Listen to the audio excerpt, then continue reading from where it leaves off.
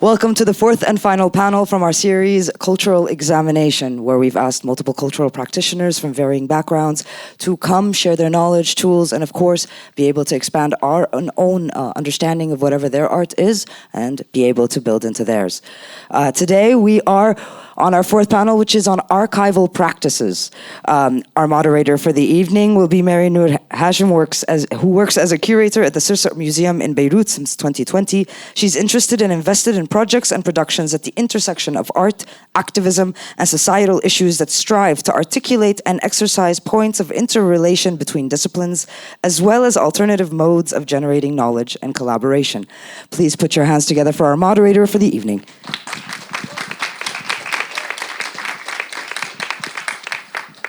Hello, and I've just realized that my bio is probably too long, but it's okay. Thank you for Haven for Artists and for the British Council for gathering us tonight. So I'm going to introduce our panelists. So it will be a short introduction of both them and their the institution where they worked in.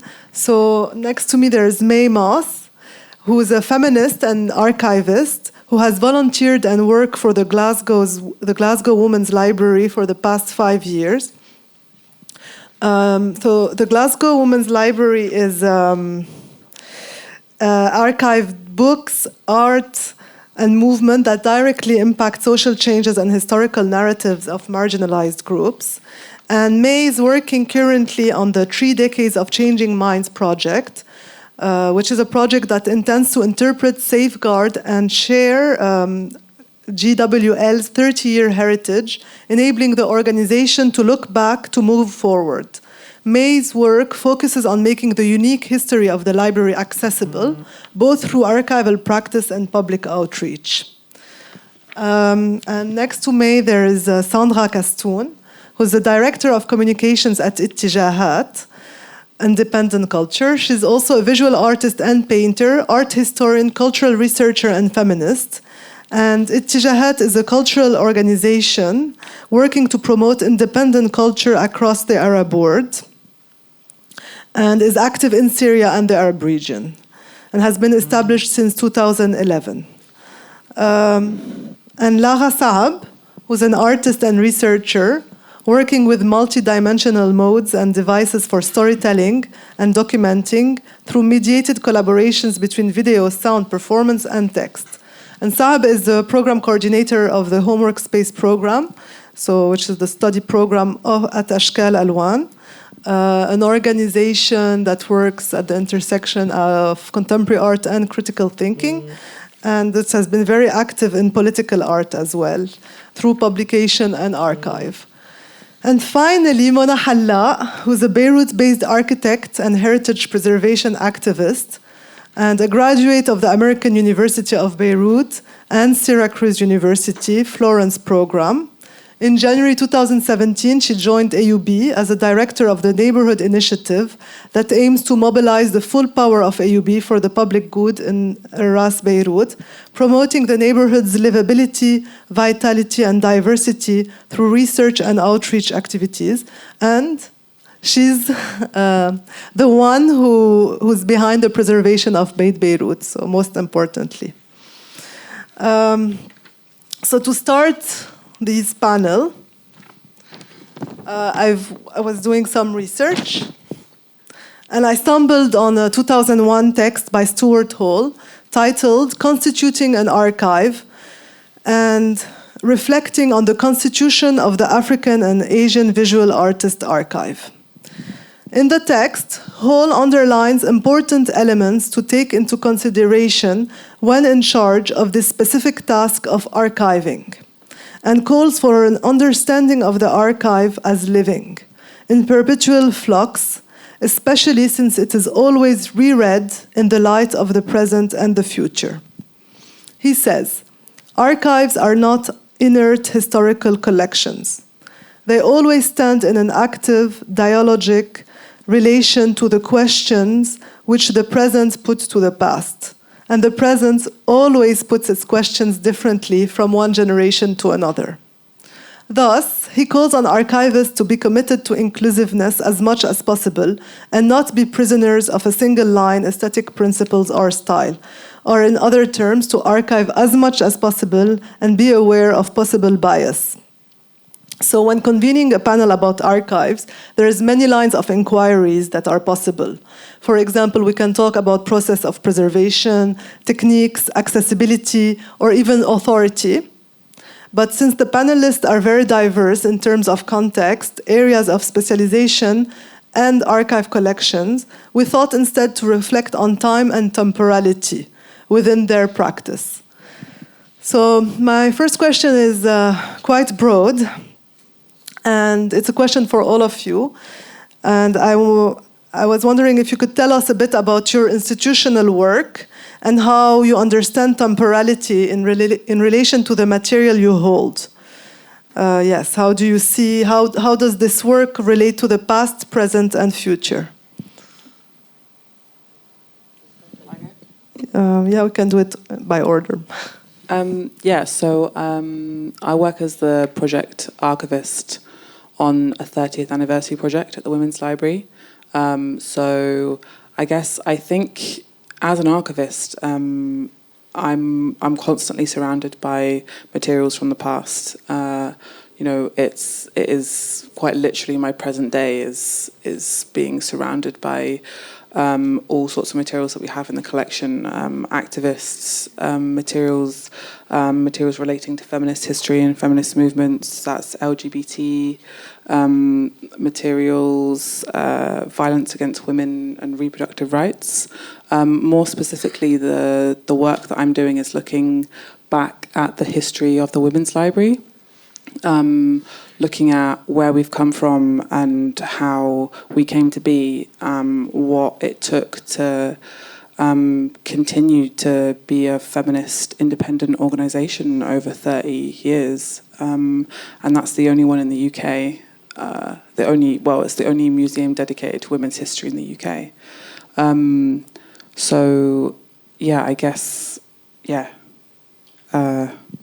But how do you see relating to the now, to, like, for example, issues that are arising?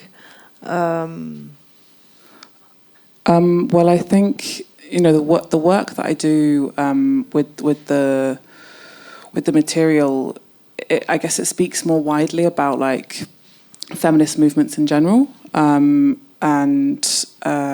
how archives develop and how they come to be, really, and how a lot of the work that I do is thinking about how to make this material accessible in the future. So it's a constant revolving cycle of dealing with the material from the past, capturing it, organising it, and producing it into something that will be accessible for people in the future to understand, how not just our organisation but feminist organisations in general are, able to survive. Okay, thank you. Okay, so can you hear me? So I think for Ettijahat, working in, I'm the director of communication.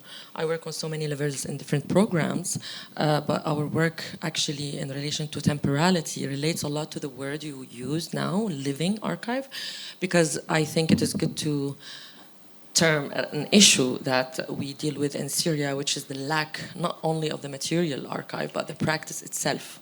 So in the past 10 years, we have acknowledged it was a learning experience, that we learned that there are multiple levels in order for us to deal with documenting, preserving, and with the presentism as an archive of becoming an archive. It's a constant motion towards a becoming.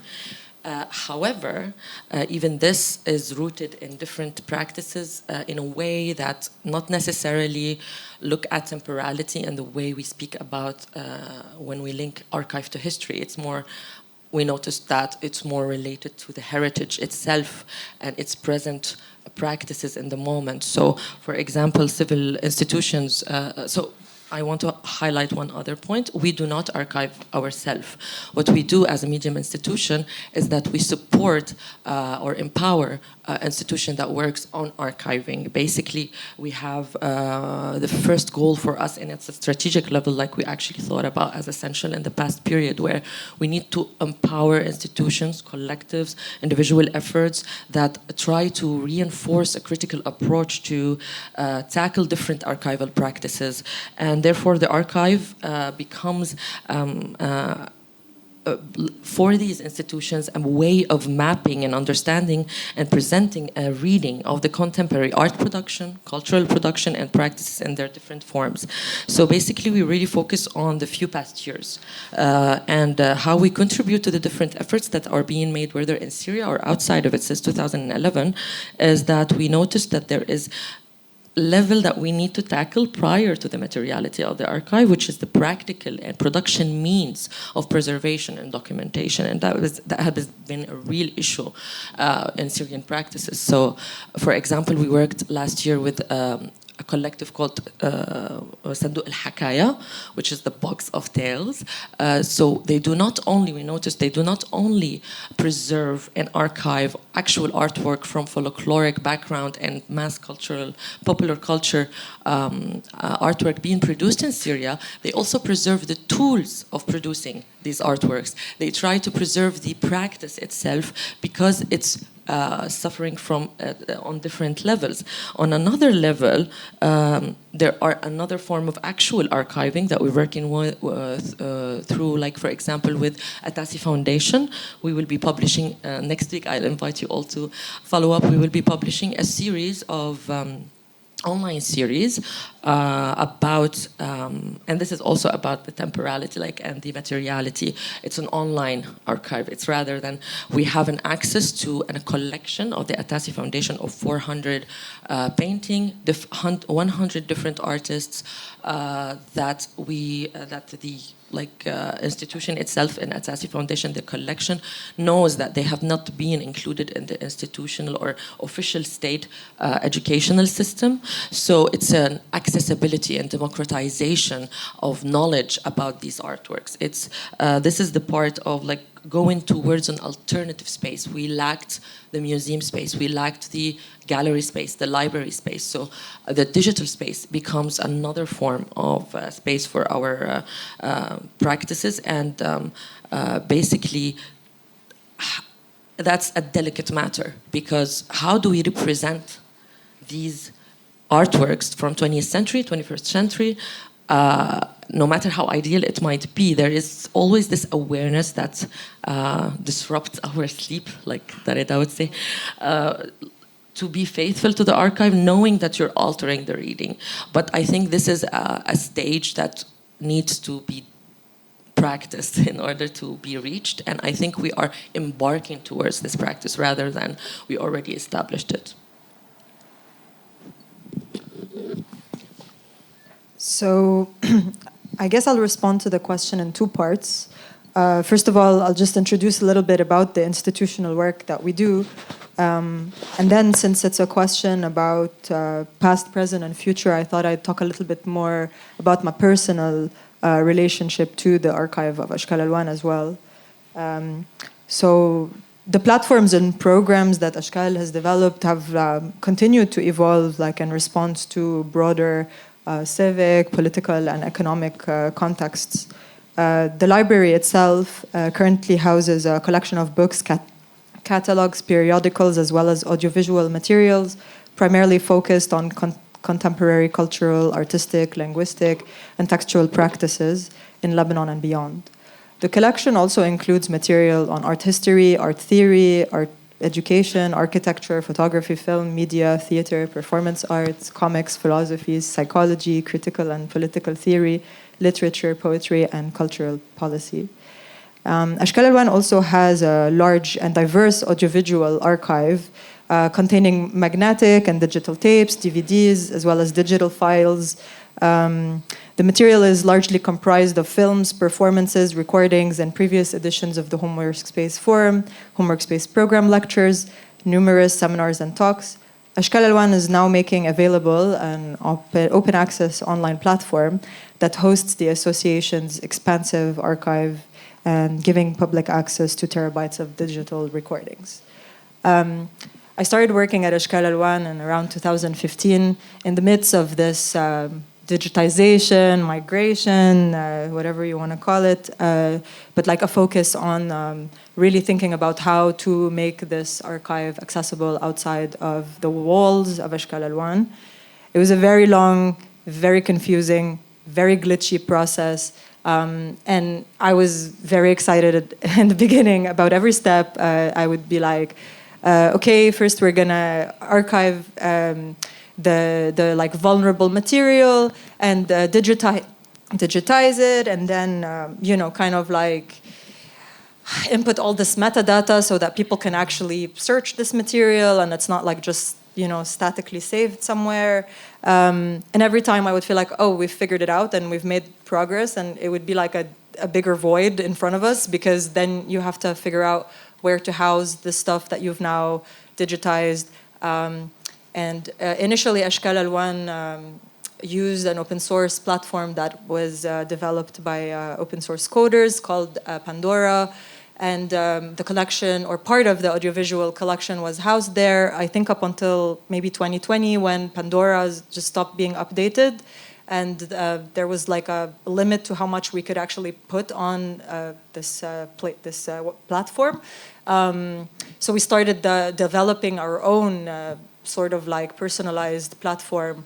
And that came with its own set of questions, because if any of you have tried putting a website online, let alone an archive, you know, there's a server and a backup and something in Germany that has to like be a physical copy, because Lebanon, you know, as you know, everything can fall apart, from the servers to, you know, the actual country.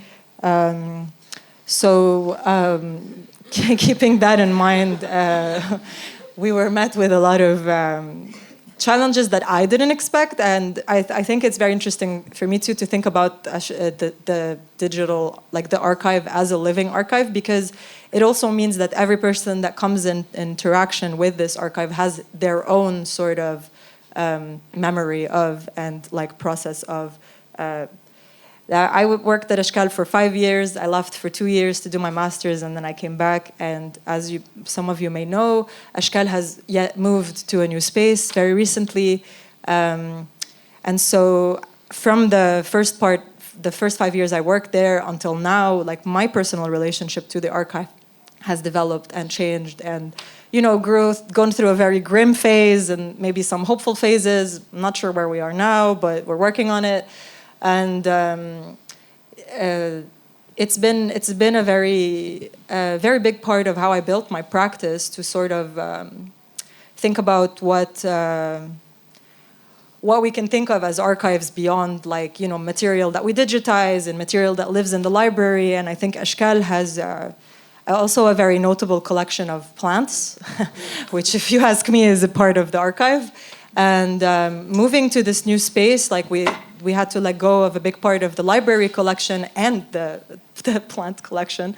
And I think like a part of how archives, I suppose, are survived is like where they go. Like, who's taking care of these plants now? Who has these books now? Are they hopefully, you know, seeing the light of day in both cases, and being used, or, you know.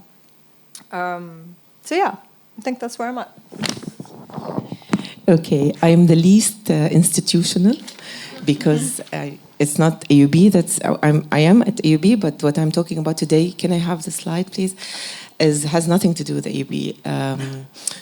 I fell upon the Barakat building in 1994, and on September. In the 7th of September, it will be my 29th year following up this building. So I'm dealing with 3 archives. The building itself, which I consider an archive in itself, because itself is an archive of the transition of architecture from, because it was built on 3 stages. So it embodies in itself an archive about the transition in building practices from stone construction to concrete, and to the several additions that were done to accommodate ways of living of the people living in the building. So it also archives why do we need a service staircase, because Mrs. Barakat was very upset because when Aftimos designed this building, it entered into a central hall which made the food enter next to the visitors to the kitchen. So that's where the concrete service staircase came from. So that's one kind of archiving. The second archive, which was what I found on the first floor of this building, which is Dr. Najib Shmali, which happens to be somebody who doesn't throw one bit of paper in his life. So, and he left without taking anything. So that's the mystery. So everything you see on this slide, except the photos, were found, of course, very little part of whatever was found under the debris in that house that was left in the house from 1975 until 1994. 1994, I started collecting. Those two photos will show you how it looked like when I stepped onto it. And this is the life of a person who was so involved in the Lebanese political, social life that you can reconstruct life before the war from this archive, including cinema posters, etc. We can talk about that later. And the third archive is a small photography shop that happened to be on the ground floor, that by a miracle, because it received a bomb, was the shutter was jammed, so nobody entered ever except me, because I'm curious. So when I went, under the debris there were thousands and thousands and thousands, not of photos, of negatives. And with the Arab Image Foundation, we did the first attempt to deal with these negatives. So everything I'm talking about, it's not an archive that I'm building up. It's an archive that's there that I'm trying to figure out. And of course, it relates to the present. This is the past, totally the past, but it relates to the present very strongly in many, many ways, each one in its own way. The building in its memory of the war, in its memory of the time before the war, of the golden days of Beirut, and how people today see that building as an instrument of memory, because also there's 30 years of fighting to keep that, which is an archive of how we fight against amnesia. So if you only go through the archive of all the interviews I did and with other people to save this building, it's an archive of saving heritage. And then there is all the things about Dr. Shmali, which are actual facts, but if you read them, if you read his newspapers, you reflect on today, because he talks about when Intra was bankrupt as a bank, and today the banks are bankrupt. So you compare and you're exactly in the same time. And then there's the archive of the photos, which actually is now in the process and will ever be in the process. Me and maybe my grandchildren will be looking for that, because it's about people, some of them are living, and every time we find someone who comes up and says, I am this person, the stories he talks about are never about his person as a person, it's about the city, because the photo is about where it was taken in the city, why it was taken there. So it's a lifetime work that will continue, and it's amazing how a little piece of paper can bring so much information to you if you just dig through it. And imagine how much we lost. That's one building in Beirut. I think I have a question for Mae in particular, but also a more general one. And I want to pick up on something you said, Sandra, about reading of the archive and how this reading can change with the materiality of the archive, like whether it's digital or whether it's something physical, but also with the time we're in, with how we view certain things, certain topics, how we changed our perception of knowledge production, how we understand now how it's rooted with a certain form of authority, that it comes, that there are certain communities, certain categories that are allowed to have this knowledge and to have this authority over it. So for me, my question, because in the preparatory meeting we had, you mentioned that the Glasgow Women's Library had sometimes material with depictions that were problematic. And so I wanted to ask, how do you deal with these material? And also, if you could tell us about the building of the Glasgow Women's Library. Yeah. Yeah, so there is problematic material in the GWO archive, and I guess the way that we look at it, the way that we look at it is from like an intersectional feminist perspective. And what I mean by that is, you know, when I think about feminism, it's about equality of the sexes, but when you're thinking about intersectional feminism, you know, it's taking into consideration class, race, ethnicity, and, you know, so on and so forth. But, you know, so we're looking at the, looking at the materials in that way. And so the materials that I guess we have that are problematic are, say, for instance, materials relating to the suffragettes. You know, they fought for women's rights, but they only fought for white women's rights. We also have had an amazing project called Responders of Colour, and that was basically a collective of women of colour that looked at an archive that we have called the Girls' Annuals Archive, and that was a collection of sort of pop culture magazines and books that was given to young women and girls. It was sort of made from about the 1920s to the 1990s. And this Women of Colour collective basically analysed and reinterpreted and responded in creative writing groups to this material. So I think, you know, we have specific projects within GWL where we address these problematic issues and histories within our collection, bearing in mind that all of our collection is donated, and we have a lot of material, about like 500,000 archive items. So that work is sort of ongoing, and those projects are often funded, but, you know, also just within the organisational structure of the library.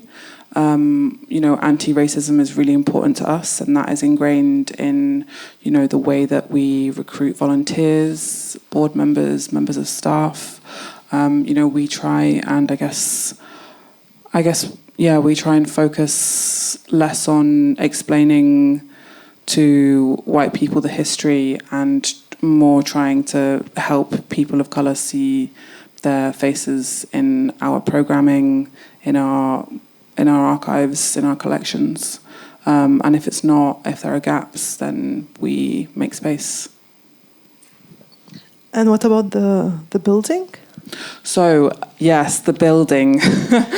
The building is a Carnegie building. So Andrew Carnegie was a Scottish philanthropist, and I'm a philanthropist.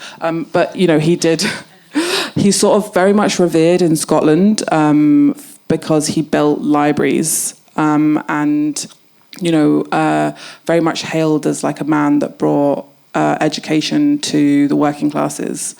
And in part he was, but he also went across the world building libraries in places like Nairobi, where it was only for white Europeans. So that history has, that's, I guess, the history of colonialism sits more widely within our society. And we moved into that building in 2013, 2015. So that's like become sort of more intensely part of our history as an organisation. We had a really wonderful trip to a sister organisation in Nairobi, actually, who were also had like reclaimed a Carnegie library space. And I mean, I didn't go, sadly. I think it looked amazing. It was in 2017. But, it was, I guess, the project was about cultural exchanges and, I guess, decolonizing like our organisation from the perspective of learning. And changing and adapting the way that we think, changing this idea that Western history and the way that we work in the West is the best. But So you don't like put a, I don't know, a small sign or a small text at the entry of the building to kind of explain, or because I've noticed like the problem with the institution I'm working in is like people, when they see like these nice and beautiful building, you know, they kind of associate it with like something amazing.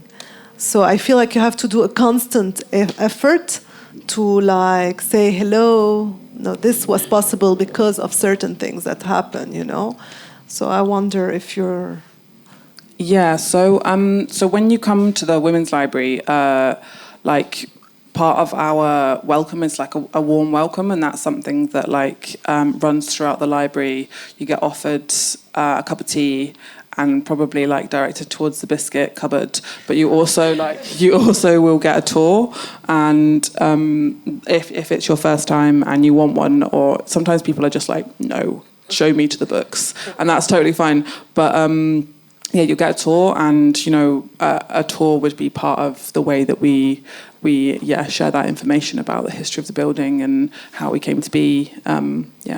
That's actually clever also to break the kind of austerity that kind of come from like these kind of archival places or these like building, I can imagine. Yeah, I mean, the Women's Library is like, I mean, I've worked in a few archives, and the Women's Library is really like no archive that I've worked in before.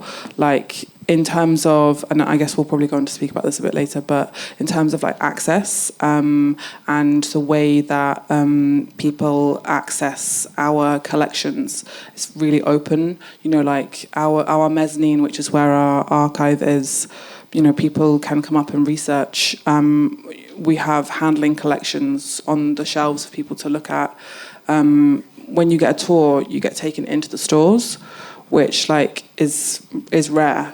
Just for anyone can walk in off the street and we can be going through archive boxes in roughly about 10 minutes. You know, it's like, and I think that speaks sort of about the history of our library, the history of feminism. Like, all of our stuff has been donated. There is a sense of collective ownership of our materials, and yeah, it's just like it's just who we are. Like, it's a welcoming space. So, okay, thank you.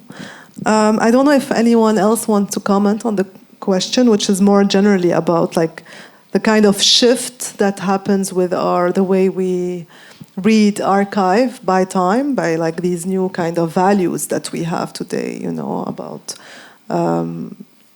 bottom up more, or, and I also have I thought of a question for you, Mona, about, you know, how also the reading of the Lebanese Civil War and of these like golden 60s have changed quite a lot, I think, since 30 years almost that you've been trying to preserve the Beit Beirut and even the archive of Dr. Shmeli. And how has it impacted your own practice?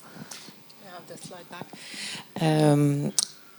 To talk about how to read the archive, really, what's very interesting about this archive is that really you can give it to people and let them interpret it, especially the photographs, because when they look at the photographs, they just come out with all these stories that apply to then and now, and that's always almost astonishing. And also, today, an example is, forget about this, Allo Beirut today, that is running in Beit Beirut, is based on a fourth archive, which I didn't curate, which Delphine Darmensi curated, which was found in an abandoned building, because she came with me into Photomario in 2010, fell in love with abandoned buildings, started to enter into every abandoned building in Beirut, until she ran into the Excelsior, Kaf Jirwa. She found negatives of people dancing in the Kaf Jirwa, and she ran after the archive of the owner, Prosper Gipara. And today, the archive of Prosper Gipara is put in Beit Beirut specifically to question the golden 60s, because we're telling people it was not the golden 60s, it was the beginning of the failure. It was the beginning of these 60 years from 1960 until now, where from then we didn't build a government, we didn't build institutions, and this is the proof. Look at what Prosper Gapara is rewriting. Look at all the newspapers of the epoch, and that we're telling you. Then we were, as today, dancing the night away, but forgetting about the poor people in Tripoli, the teachers in public schools who are not well compensated, and these are all in the archive. These are all in the newspaper headlines. These are all in letters that Prosper Gipara and Najib Shmali wrote about. It's funny how these two people, the two buildings are abandoned during the war. The two buildings have prominent people in them that had vision about the city and the government and the failure of the institutions. So you find a letter from Dr. Shmali saying that we have to pay attention to the poverty that is in some of our cities that will backfire. And then you find Prosper Gipara writing a full article about how Tripoli should be looked at and looked after and given chances for development, because it is underdeveloped and will explode at some point in the face of the country. So archives are really, if you really look at them not as a thing of the past, they give you a chance to widen your gaze, really. And even the cinema archive, you know, if you look at it, you of course get all these details about when was the first film in color screened but if you really look at all the ads that are in it, you reconstruct the history of the city and you reflect on what's happening today, how the opera cinema became Virgin Megastore and now it became nothing. You know, it's up to you where you take the archive, and it can take you to endless places, really. I just wanted to tell you, but this is the box, and I really want to make this public because I want to do this in every public opportunity I have. In Photomario, we found around 8,000 negatives. The Arab Image Foundation sent someone to, when I sent to the municipality, because these are the dangers of how do you protect your archive? How does an archive get lost? And it gets lost. So in that abandoned shop that was protected by the shutter, there were those amazing thousands of archives of negatives. When I told the municipality, this is important, I can't collect it now, and the Arab Image Foundation, don't collect it now until you have a place to take it. And when they started the site, we sent them, do not enter that shop without me present or somebody from the institution. Yusuf Haidar was the architect. He refused. He took them to his office. We sent a group, a professional group from the Arab Image Foundation. They cataloged them in boxes. They said this is one of the boxes that has 2,000 of them. So they are in 3 boxes, and they estimated them at 7,000. Until today, Yusuf Haidar has not brought back those negatives to the municipality. We got this only because he needed to be paid.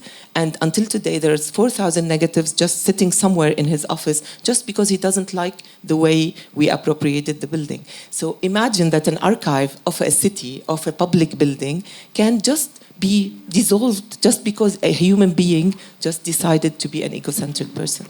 So please, if anybody knows Yusuf Haidar, look him in the eye and say, get the archive back to Munna.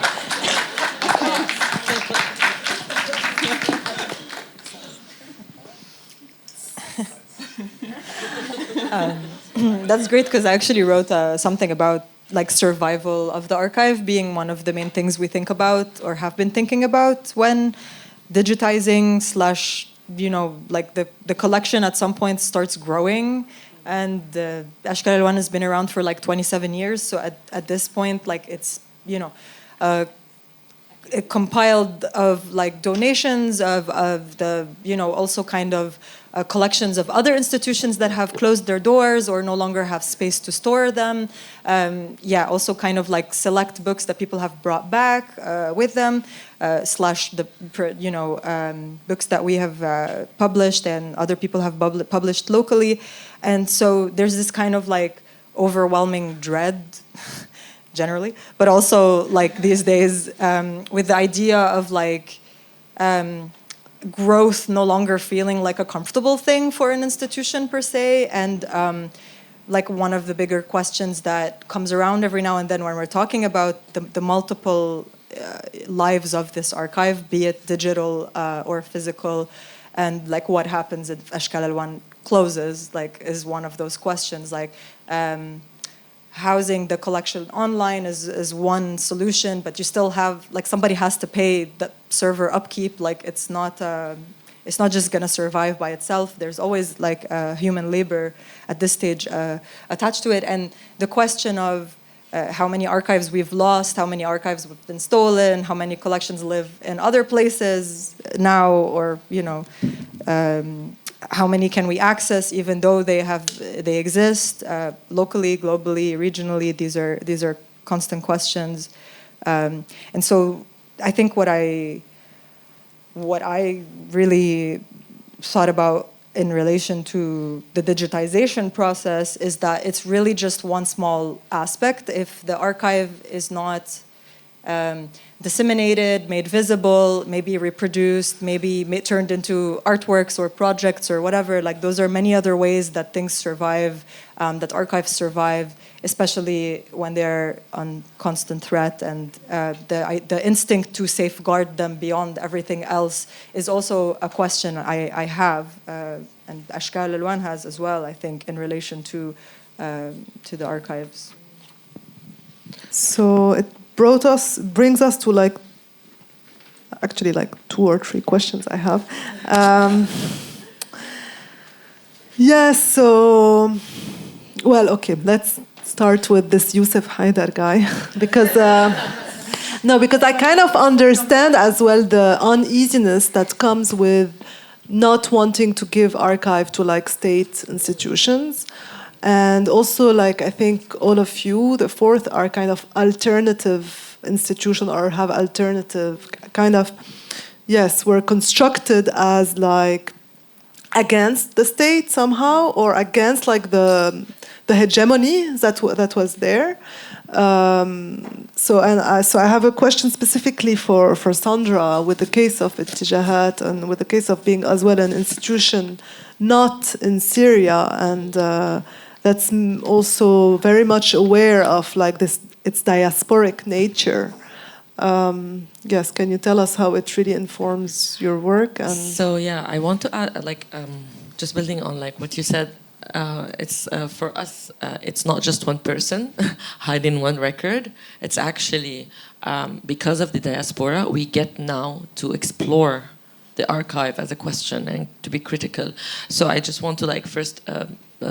Just paint an image. So dealing with the archive since the beginning, it must for us when we dealt with institutions and collectives that are now practicing documentation, preservation, dealing with the concept of the archive. We needed to really acknowledge the specificity and the sensitivity of the context of Syria. That is because it has never been accessible. We don't have the term archive in Syria, nor have access to anything that is archived. So therefore, questions on documentation, materially archiving a record, actually were neither there in practice nor on a conceptual level. So I think, and this is why sometimes I feel like the diaspora is a preferred term than exile in certain contexts, because of this situation that I'm talking about, sadly. It's because the material record, not only accessed, it was organized and it is preserved, and we know it's there, and we know that periodicals comes out of it. And as an art historian, this is my focus anyways, to work on the official records and try to, and this is an essential one, try to deconstruct what is there, find the absences, realizes what kind of ruptures we can sneak from it towards what actually is there. So I think in Ettijahat, and this is what I added here for this question, it seemed central for us and crucial that archive in itself, whether it's individual efforts or collective, it's a form of resistance. And it's a form of resistance to marginalization, to annihilation, to the struggle that a narrative needs to be rendered out, visible, voiced out to different groups of society that adopted an aesthetical specificity in order to, for example, signify their own cause, their own struggle. And we all know that like, fabric and social infrastructure of Syria is rich with diversity. So all of this was due to, like in the past 10 years, we can see it manifesting in record, and it even sometimes alters the formal aspects of the artwork and innovates aesthetically on that level for the sake of specifically identifying. So as Ettijahat, we realized that this is a crucial moment to not look. It's a future path. It's an archive to become. We don't have it yet, but we have the future gaze. We know we want to just support whoever is working on reaching it. So, for example, because of the armed conflict, a lot of people has been not only marginalized but also had to migrate to diaspora. And there's not only the conflict level, there is the economical level, the global issue level, there is the discriminative level. So there are a lot of levels, and we realize that there are a lot of efforts that are very aware of their position right now within this totality of the mosaic of struggle around them to make a change through documenting. So we see that in Eastern Syria, for example. We dealt with, in Eastern Syria, with a lot of collectives that are working on preserving their contemporaneity because they know it might vanish. So it becomes an archive to become, it's not the past anymore. It's me saving right now, because I know it's fleeting. So that's why we worked with a lot of collectives that are started in northern and like Eastern Syria, and there was a lot of specificity to them is because they consciously included the individual and the secular and the folkloric, and this is when we spoke about heritage. They included this not as part of heritage itself, but as part of present, as part of identifying the now and being in the now. And I think this is essential, and this is why we collaborate and try to collaborate with entities that are focusing on this. And also there is another level that is that focuses on working on archiving of the art itself as a pillar to any form of resisting homogeny of a narrative or of an institution, as well as, I think, my own opinion, learning from the mistakes we will make. Because I think practicing something new will lead you to acknowledging the potential, the responsibility you have towards what you have at hand. So we can see, for example, a lot of, this is another level, research support we do. We try to critique contemporary practices in archiving because we think this is the essential, I think, crucial moment for Ettijahat right now. And I really advise everyone to check out a website called ذاكرة سوريا الإبداعية. I think it's an online archive accessible for all. Thank you.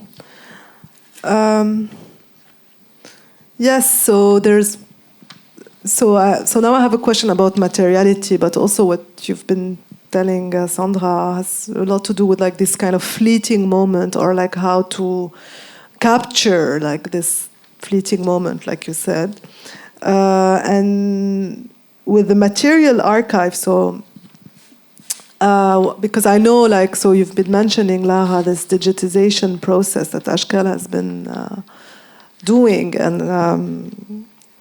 and how these digital tools they deal with the archive in a specific way, and I know Ashkal Alwan has chose to throw up their VHS, right, once it's been digitized.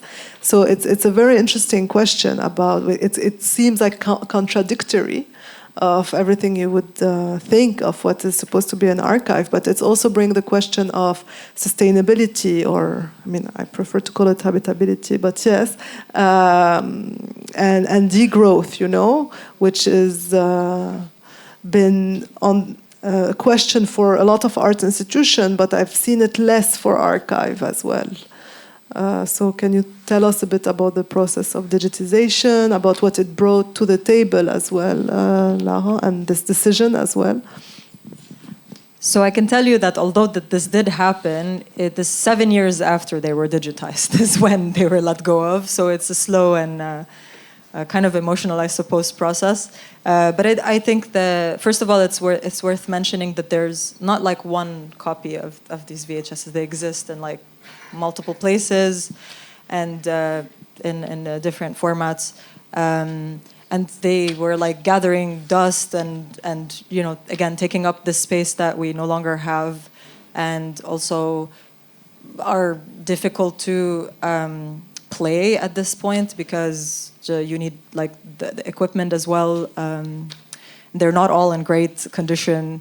And so I feel like it has a lot to do with this like nostalgic relationship we tend to have with these objects, and maybe like a big question about the whether the materiality is in the like VHS itself.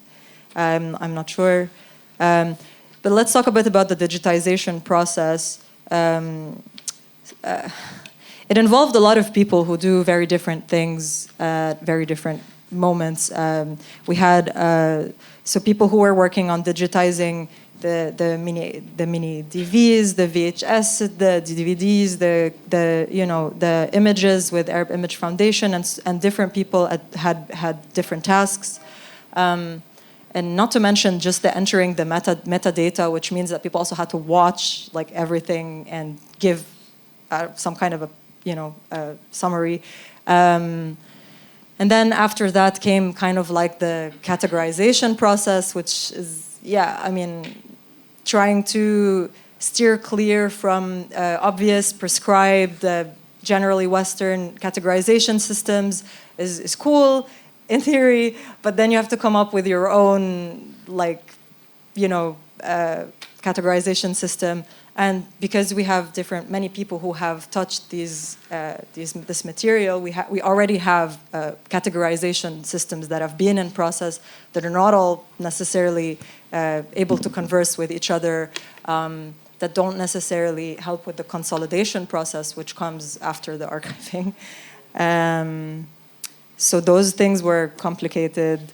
I feel like much of what we do in life, it seems communication is a very big asset here, because, again, people working on different parts, thankfully leaving notes and leaving guides, I guess, for people after them to be able to get through it. But once you get to the platform and you're trying to deal with the back end and you don't have any understanding of what tech language is, it becomes a different kind of communication that you need. And we also have at later stages, once we finished with the digitization itself and reached the platform building, we hired an in-house coder who helped design this, designed and built this open source platform that is now where the collection lives. It's been a very, very thought-provoking process, and I don't have a lot of answers. I do have more questions, though, that I wrote down. I talked about a little bit of this, but I guess I can recap in the questions. Where and how to house and protect the robust servers that host the online material as well as the backups. How to navigate the complexities of consolidating multiple and diverse cataloging and archiving strategies that have been used over the years. What media do you have the right to put online, and what do you have to request or only make accessible in person? How do you continue to secure resources to manage and host the archives and the platform? What kind of metadata, categories, information would facilitate the search of entries? How do you imagine these resources as accessible tools for research and cultural production? And what would happen to the collection should Ashkal Alwan close? And I think this question about imagining resources is something that I I think is interesting because I think the digitization process is really only half of the feat. Then you have the part where you make it accessible or you make it something that people can actually engage with. And it seems like it's also a curatorial problem. It's also like it becomes an aesthetic problem, a design problem. Like a lot of challenges come into play. Like I was in the beginning very maybe naive and thinking like, there's a platform now, people are just going to use it. And that's really not the case. You have to kind of do a lot of work before that stage happens. Yeah, to make it user-friendly, to speak in tech terms. The last thing is that it's also about language, right? Because our archive is both in English and in Arabic, so you have different ways to make it accessible that sometimes also are not necessarily in agreement with each other. So there's a lot of questions. We can go on and on. No, I mean, we can talk about, you were talking about metadata and how they're written by one person and how maybe they need to be reviewed as well every few years. And about also how when you go to the back end, maybe you don't understand a lot, but about institutional knowledge and institutional transmission that is a lot of time also related to people, that we tend to forget this. So I don't know if you want to also comment. This is an extra question. It wasn't in the mail I sent you. Yeah. Can I pick this one up? So in our organisation, it's 30 years old. We have 2 founders, and maybe 3 members of staff have been working with us for 15 years.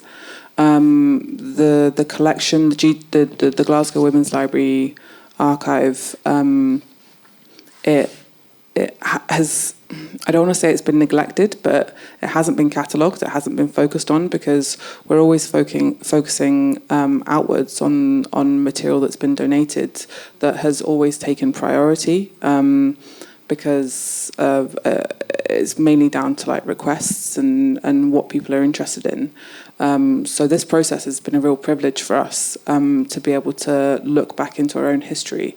But the reality is that so much of that history is actually just stored in the heads of the founders and the members of staff. And, we recently, a long-term member of staff left. 15 years she'd been working for the library. And all of that information went with her, and it's these losses that you sometimes suffer as an organisation, and the information that they take with you, and just how you were talking about how sometimes different people come in and you're then reinventing the wheel, or there's information that's lost, and that's something that haunts me at night, I would say. And it's a real thing, I guess, that we're living with at the Women's Library, and that both of our founders that are carrying all this institutional knowledge will probably be retiring in the next 5 to 10 years. So this project has very much been about like trying to capture every bit of information that I can from them. I'm sort of just like following them around, like trying to gather knowledge about the history of our organisation. But yeah. And what about you, Mona? Since also it's very much linked to your own struggle and... I will divert. I have a few things that I wanted to say.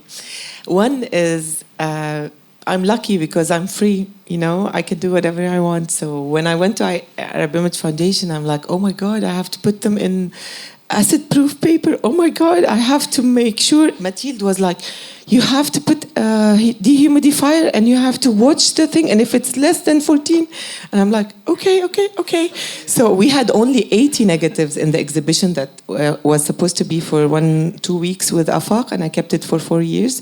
So there's this dehumidifier that fills water. So somebody has to take the water and and then there's that thing which which tells you what the temperature is, and it got stolen. So we went another one, and it got stolen again. So I'm not buying another one.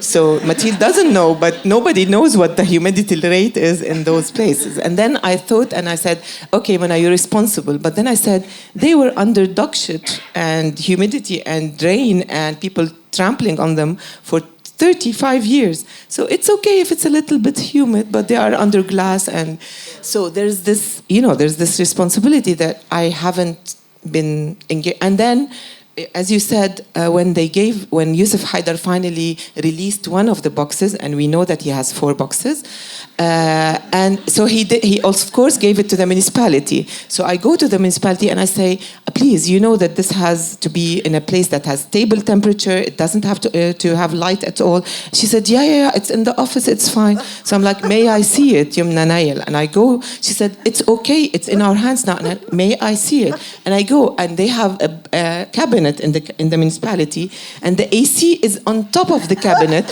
and the box is on the cabinet under the AC. And I'm like, this is AC that turns on and off and on and off and on and off, and you have the box under it. I'm taking it home, and now it's home. And nobody knows in the municipality, it is the municipality's ownership, and it's in my home. Okay, nobody knows. Yumna Nail left. I swear to God, Yumna Nail left, and nobody knows that this archive is in me. But of course, I know. The second episode. The dentist chair is as important an archival piece of the building as it is, because this is the dentist chair that Dr. Rishomali used to use because his clinic was in his home. It's the only dentist whose clinic is a room in his home. And it says المعاينة 10 ليرات نهارا و25 ليرة ليلا, because you can come after midnight and have your tooth fixed, and because it's a room in his home, in his pajamas. So this chair was moved from his clinic to the central hall as you see it now, and then it disappeared in 1999, and I was heartbroken. And then I made an exhibition in 2001. I reconstructed his clinic, and I put it life-side, and I said, please, anybody has seen this chair? And of course, the exhibition that was supposed to be 4 days, the second day was 9/11, and nobody came to the exhibition, so I kept it for 6 years. And during those 6 years, Mae Moss and Joe Shamoun came and documented it. And then Mae Moss said, I've seen that chair. She comes back to me and says, go and watch Civilisé by Randa Shahal. This chair is in that film. And I go and watch it, and it is in that film. So she got a crane to take it to shoot the film, and the film is about a building in war, a war-torn building. So she could have taken it in its place. And we went by and Randa had already died, so we went after the production house, and luckily Michel Tiyan was nice enough to tell me, go and find it. There's the store, and we found it, and it's now in my attic, waiting to go back to the house. So I'm not giving those back, and if I die, you know that these are with me, because I'm not giving them up to the municipality unless I'm mayor of Beirut, and I'm running for mayor. So these are, we are in a country that is really, you don't know where to start and where to. So you have a huge, challenge in front of you. But when it comes to going back to Syria and putting this archive hopefully back in its place, but now we have the archive. Okay, I collected, how much paper this man had? You can fill trucks. So I collected, but there was enough to fill a lot. So I told the people, please, when we start, we need to go. In 2006, they invited the mayor of Paris to the building. I was in Dubai for 3 days. They sent to clean the building. So I came from Dubai into a clean building with 0 papers, with 0 tiles. The tiles were on the side. The tiles were thrown away. Everything was clean, so the mayor of Paris doesn't feel unhappy walking through the debris of the building that they are saving. So the building got destroyed by the war, by the contractor that tried to, by the municipality who tried to clean it, and by Yusuf Haidar who didn't do a good job. So that's another thing.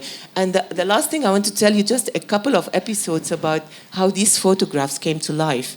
Because when we made that exhibition, thanks to Afaq and the Arab Image Foundation, who digitized these photos and showed us that they can actually show the people in them, because they were in a horrible state. And so this one photo, I was taking a group to a tour in the building, and I end with the exhibition. So the driver, who didn't speak English, of course, and I reproduced 10,000 postcards of these for people to take and try to identify or come back with stories. So I end the tour with these 25 foreigners, and the driver, who is smoking the cigarette, has one postcard in his hand, and he's waiting impatiently for me to finish, and he says, "Where do you know Muhammad from?" And I'm like, "His name is Muhammad, you know Muhammad." He said, "You don't know Muhammad, you have his photo." I told him, this was on the floor. "Do you know Muhammad?" He said, "I saw him last time 35 years ago." And I'm like, "Okay, what does he do?" He said he was the lottery guy who sells the Nasib al-Watani at the Bashar al-Khoury intersection. I told him, "Do you know where he lives?" He said, "He must be in Basta, you can look for him. I know his name is Muhammad, but please, if you see him, tell him that Ziyad," his name was Ziyad, sends you his regards and tells you he will never forget the slap on the face, الكف اللي أكلته من أبو وجيه, that you got from Abu Wajih. I'm like, "Okay, who's Abu Wajih?" He said, "You make all this exhibition, you don't know Abu Wajih?" And I said, "No." He said, "Abu Wajih is the policeman that is the most famous policeman before the war in Beirut." And I told him, why is he famous? He said, when he comes to Bashar al-Khoury's intersection, he stops the lights, not because there's no electricity, because he stops the lights and he becomes the go and stop. And if you don't stop, he bangs on your tabbone. And if anybody sees a bang, he says to Ekel Zabut min Abu Wajih, so his hand is like a shekush. And he told me, "But you know, the President of the Republic would not pass when Abu Wajih has a red light. Only one person would pass. And who is that? Shushu." Because he had a Rent Pontiac and he had the soft spot to Shushu. So Shushu was always late to his theater in downtown, and Abu Wajih would be the only person, the only car that crossed Abu Wajih's red light was Shushu. This is from a postcard of Muhammad, who we don't know until now. But you know all the story, and go to Beirut Heritage Facebook page and you will see Abu Wajih is a very famous person. So I felt so ashamed I didn't know him. So how this little photo brought to life 3-4 stories about the city. The last thing I'm going to say, another photo was of a girl, I wish I had it with me, of a boy, of a small, I thought it was a girl, it turned out to be a boy, and then 2 years old. And somebody comes and says, "This is my father, where did you get this photo from?" And I'm like, "It was in Photo Mario." He said, "My God, he was dressed as a girl because my mother, who was from the village, had him as a boy, was pregnant, wanted another boy. So she dressed him, the villagers told her, if you dressed him as a girl for 9 months, God will send you a boy because he would know how much you would want a boy." And so the poor boy was dressed as a girl for 9 months, and that was one of his photos. She came back, and she told me, "You think this is the bad photo?" She went and came back with the same photo with a bow tie. And she's like, "This is how my father looked like." And when I talked to him, he said, with tears in his eyes, "You reminded me of my grandmother's house, Beit al-Turk, on Bashar al-Khoury, and you reminded me that my grandfather would never let us say Bashar al-Khoury in the house." And I said, "Why?" He said, "Because Bashar al-Khoury, when they opened this avenue, they expropriated our garden and for Bashar al-Khoury's avenue. So my grandfather never wanted Bashar al-Khoury heard in his life again." And I went and I saw the plans, and I could get the plan of the house with the garden. So even an urban story out of a photo. So never underestimate the power of an archive, and look very, very widely. It's not about the person. I never cared about the person. The last thing I'm going to say, I never looked for Najib Shmali. I asked the building to tell me the story. For 24 years, I picked up little pieces that made up the story, which was wrong in many ways. And I thought that he had 5 children because I found letters from children. And only after 9 years, I found his obituary, and I thought it said, أولاد ابنته أخته المرحومة إميلي. So after 9 years of telling people he had 5 children, I knew he didn't have 5 children. So archives also, it's the way they tell the story. It can be really misleading. So it's a very, very complex archaeological process. Okay, so I guess you answered my question about archive that is also material to be shared and narratives to be built. I don't know if we want to go to the Q&A. Maybe that's a good moment. So, no, only one. So as we've seen that in such a countries with limited resources, it's so difficult to preserve something material. So, and your stories is amazing. And what do you think about the oral history as a form of the archive? And did you use it in your archives?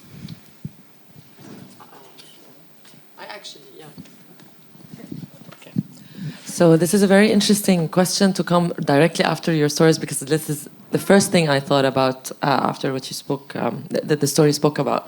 So, for example, last year we were working on archiving intangible. It's called intangible culture, which relies a lot on oral stories and on like the. Also, there is some kind of mini books that was available in Syria in a certain epoch. They would be available now in public markets in used stacks, but they are part of the way culturally perceived. And part of the oral history in Syria is, like, for example, Al-Hakawati. And there is a person called Abu Ghabi, who everyone in Damascus who lived in the 90s, for example, and early 2000s knows Abu Ghabi's voice, because he sings with either tajweed, which is the ritual and religious singing, or in public spheres.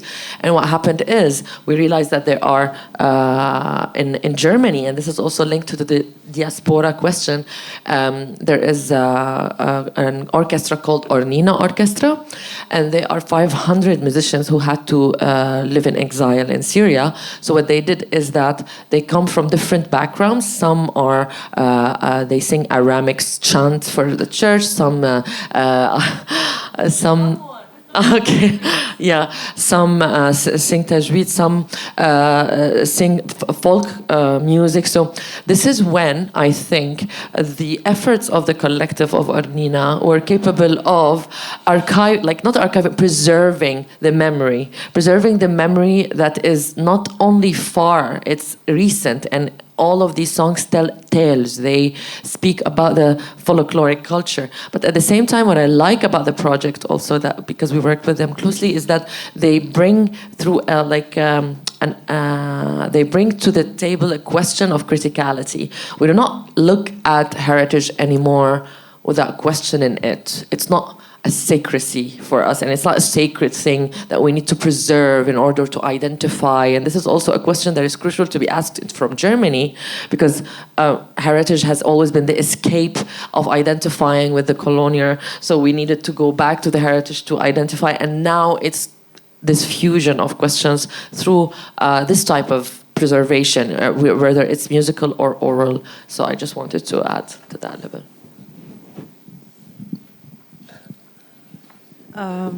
So sorry, oral history is very basic in this. So what now is happening is we are interviewing everybody who comes back with a story, and the stories will be part of the collection. So next to the picture, you would hear the voice, and if people want to be interviewed, then you would have a small screen of them telling the story, because it's very, very important. So it's taking the archive to the next step of becoming the museum collection that is not fixed, that is always being interpreted by its users. My question is to you, it worked? They had the second ball? Yes, they did. Yes, they did. So you have to... if you want to dress your boys and girls, you can. My question to you, you mentioned at the first intervention that you archive also the tools and procedures. Okay. Can you explain? Yes, sure. I just want to reemphasize, we do not practice archiving procedures, but what we do is we collaborate with entities that practices, and we work together on archiving the procedure, because it rendered itself as an essential and primary aspect to not just leaving the outcome. So, for example, we have two levels of archiving the procedure. Sanduk al-Hakaya speaks about storytelling and folkloric memory and Syrian culture in its diversities, but it's always used etching and print on silk as a medium, and that also takes different shapes where there is avagani, or it has different textural and textile material used. So we worked with Sanduq al-Hakaya to actually create the documents, like the main landscapes that were part of the stories. I wished we have it today, but everyone is more than welcome to come and check out the actual prints, which is a very rare collection. We only have one copy, but we can always check it. But also, they preserved the machine. They recreated the machine that does the technique in a way that is sustainable. And this machine became part of the project because what they did is that they invited those who are interested to learn how to use a machine that doesn't exist anymore, and now it's established. This is on one level. And another level, the tools they used is for storytelling, because storytelling is part of the cultural imagination in Syrian society. So what they did is that they created a map of how to each character from the books are thought of, what are the main features, how do you construct the character, and then how it's painted, and then how it's narrated. So this is a method. It's not just the outcome. So this is how they were working on it.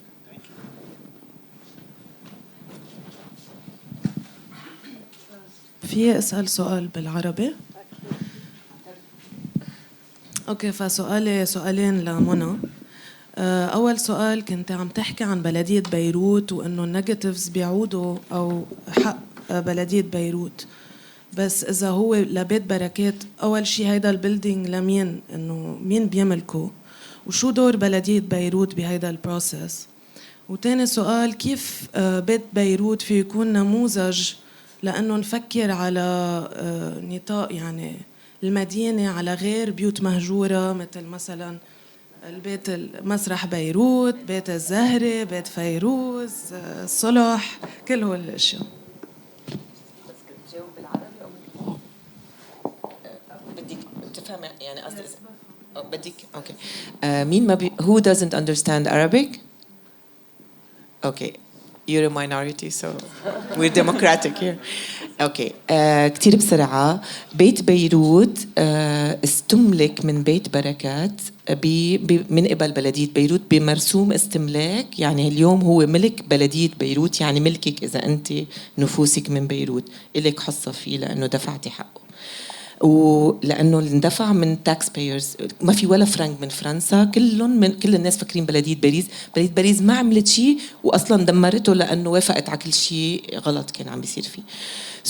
المصاري من بلدية بيروت استملك البيت. لما يستملك بيت كل شيء فيه وقت الاستملاك بيكون لإله. أنا انتقيت لأنه كنت كتير، أنا تعرفي شو يعني تحملي كل هول الوراق على مدة 20 سنة، فإنه خلص هيدول النيجاتيفات ما علي ياخدون. أنا أخذت 200 واحد بسميهم منى حلاق كولكشن أند دلفين دارمنسي، أنا كنت معي لما أخذتهم، والباقيين أنا سميتهم عطيتهم للبلد. هلأ في أرجع أسميهم منى حلاق لأنه بعدهم عندي. بس الفكرة هي إنه لما بيت بيستملك ما فيه قانونيا بيكون إذا كان if they claim it it's theirs. نحن جربنا نلاقي، وهيدا حتى مارك ما بيعرفها، ضلوا المعرض 4 سنين وأنا عم بقول يا عمي حدا يلاقي فوتو ماريو، إنه وينه هيدا ماريو اللي عم نعرض له صوره وصار لهم 4 سنين معروضين وما عم نلاقي مين هو ماريو. بنعرف بس إنه اسمه فوتو ماريو من ورقة الأجار في حدا اسمه جاك عجميان. فتشت وحطيت نوتس وهيك. بعدين من 2 سنين بيجيني على الفيسبوك انه من ماسنجر انه انا بعرف يمكن ابنه لماريو، يمكن اسمه جاك عجميان. جاك عجميان جونيور طلع. حكيت معه، عطيتني نمرة التليفون وطلع ابنه. طب يا عمي، قال لي ما بعرف انه في هيك عايشين هن بقنط الياس، ما بيعرف انه منازل بحياته على هالمنطقة. ما بيعرف. اجا هو اخته طب عندكم شيء لبيكم اعطونا. ما بكان يصور ولا صورة لحاله، اعطوني 3 صور نكوشون هن، وما في شيء تاني عن فوتو ماريو. وهو مات الزلمة. وكانوا كتير مبسوطين. أنا كنا مع مارك حكينا مع كوبي رايترز إنه هل إلنا حق نعرض هيدا الأركايف، بعدين قالوا لنا انه طالما اذا حدا قال بليز شيلوا هالصوره لانه بيرسونلي ما بده صورته، او اذا فوتو ماريو اجى قال هدول لإلي اعطوني اياهم، اكيد رح نعطيه اياهم. هو قال انه شكرا لانه كرمتوا بيي بهالطريقه ونحن كتير مبسوطين. للاسف لما حطينا هلا رجعنا عملنا اوماج لفوتو ماريو بقالوا بيروت، جاك الصغير توفى كمان، سو ما في عنده بقى الا اخته وماريوز الجراند سون. هيدي مشان فوتو ماريو. بالنسبه لنجيب الشمالي كنت انا يكون عندي عن جد كان عندي كوابيس انه انا عم بقرا قصص حياته، بقرا مكاتيب غرام وبقرا مكاتيب اولاده، انه مين انا لا اقدر اسمح لحالي مش بس اعمل هيدا الشيء وكمان فرجيه للعالم. في نهار قررت انه بما انه انا فرجيتهم اكثر من مره، انعرضوا باليونسكو لمده جمعه، انعرضوا بجرانيه 6 سنين، اوكي. بقى اجى حدا قال انا ابنه نجيب الشمالي، او نجيب الشمالي طبعا عرفنا انه مات. بعدين حسيت انه هيدا فعليا هو الحرب، لانه الحرب مش بس بتتعدى على البيوت والناس، بتتعدى على الذكريات. يعني هيدي الحرب ليش ضلوا هول الوراق؟ لانه نجيب مات ومرته طليانية ما بتعرف تقرا عربي، فلما سافرت على ايطاليا ما اخذت ولا شيء بالعربي، فكل هيدول الوراق اللي اكتريتهم بالعربي تركتهم ومشيت، ما فرقنا معها تاخذهم على ايطاليا. مشان هيك ضلوا تحت الردم لكل هالسنين. فالحرب هي خلت هيدا البيت ينهجر هيك. يمكن لو هي بعدها كانوا اولادها حاطينهم ببوكسز ودايرين بالهم عليهم. فهيدا جزء من تفسيري انا للحرب. اليوم بيت بيروت هو ملك بلدية بيروت. ما هيدول الاشياء رح يرجعوا ان شاء الله. ما انتقينا بقى له بيروت نرجعهم، لانه هيدول لازم يرجعوا كبيرمننت كولكشن. هيدي الكرسي لازم تروح ما تعود تنزح من هونيك، وبهالاوضه ينعمل ريكولكشن لهيدا التاريخ، وبصيروا ديجيتالي بينعرضوا بطرق معينه. فهيدا الجواب. اوكي انتخبي بانتخابات الجاي، انا نازله. ان شاء الله منى. لا أنا اللي عم بقوله انه فعليا البلديه للناس وانتخابها للناس والقرار للناس، بس الناس ما بتاخد قرار.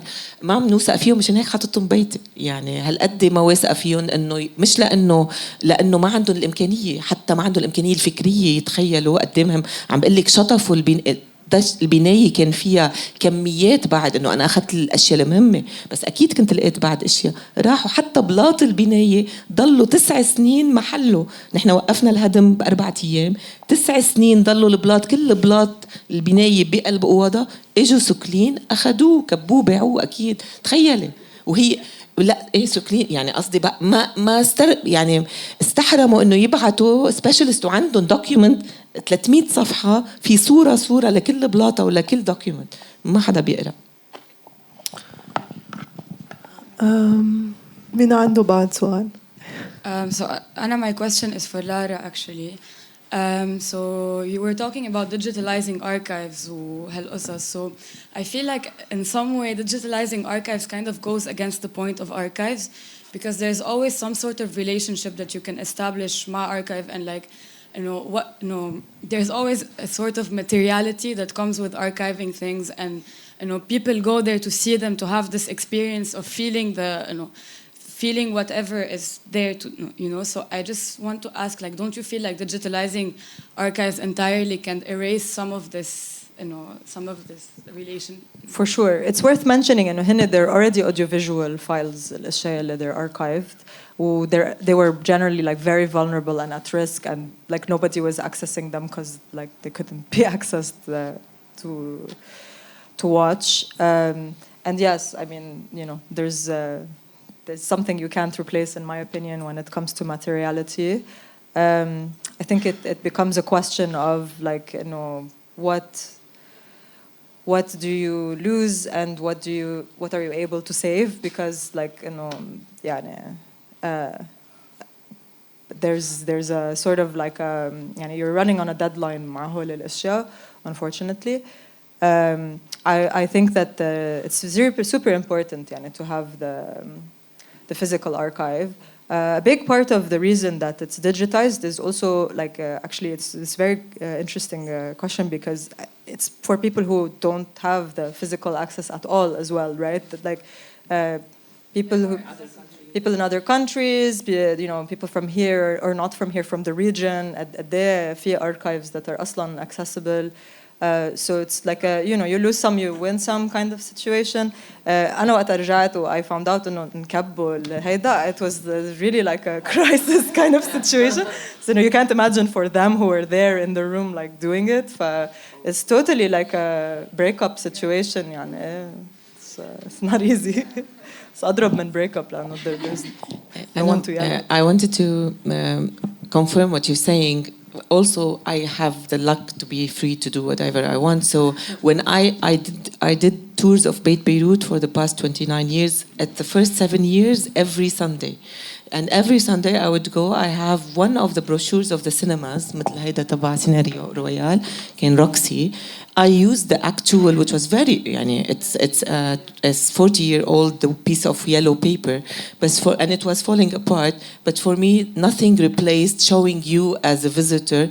You know, this is not the photo of it is the cinema brochure that was in Najib Shima. And everyone, but this is the original. I have 72 others. I consider I didn't find this one because nothing compares to you touching it or seeing it in real life.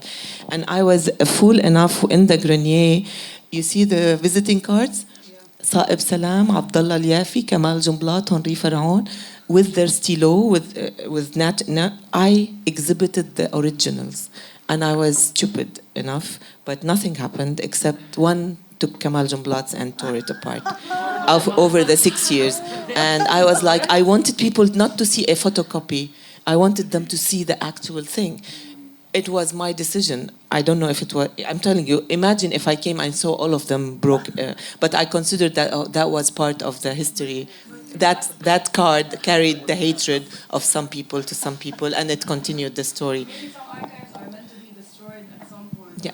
Also interesting to see. I mean, Mathilde would be horrified. The National Archives will be horrified, and you're carrying the actual paper for 29 years in a small folder, nylon folder. يعني عن جد, but it's what you. But nothing. You know, when people see it, it's like, yeah, and I'm like, yeah, it's okay. You can touch it. Yes, you can touch it. And no, it's okay.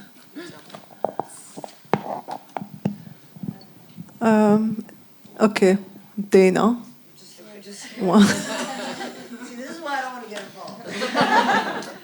I wanted to ask a question because we've been talking about archiving culture and art and history.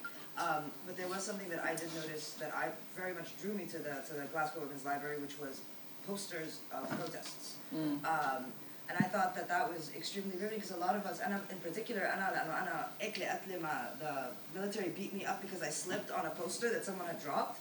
So I slipped and then he was able to catch me, and I will never forgive the person that dropped that poster. But there was this beautiful connection to seeing a poster from 20, 30 years ago with the same statement and the same fight that I'm still kind of pushing through. So how is it being able to put these different elements or materials, like we were saying, between artistry and books and culture and discussions and then something like a poster or a panel that just says, you know, liberate women. I know it doesn't just say that, it says enough to be kept, but that premise of how do you even fathom going through all of this and how do you kind of categorize it, not categorize it, but like place them together?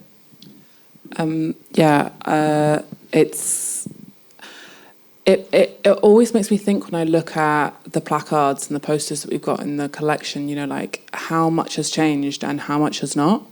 You know, like it was only last week that we collected placards from a protest in Scotland that was against the Gender Reform Act veto that happened. And, you know, Section 35, before that it was Section 28, which, if people don't know, it was basically a ban on any sort of government-funded organisations, that includes like teachers, distributing any material that was seen to like promote homosexuality. So, you know, before that, yeah, it was Section 28. But yeah, it's...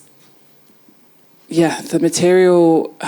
I'm sorry, I've forgotten your question. The posters. Just being able to see the different kind of posters being, in a way, not just repeated, but kind of being the same statements. Like relevant. You know, we make a joke all the time. I can't believe we're still protesting this shit. It's been 40 years and we're still protesting the same shit.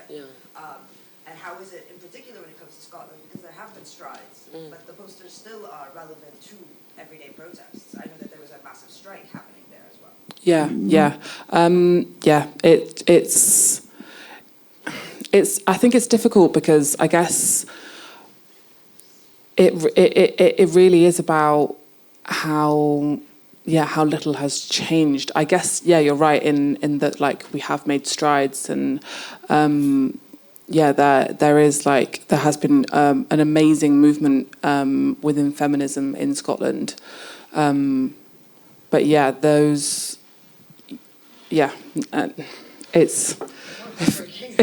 does feel like, sometimes it is like quite heartbreaking to have to be continually collecting this stuff. But I think, you know, it's really important for us to get it, and that's, I guess, what we do.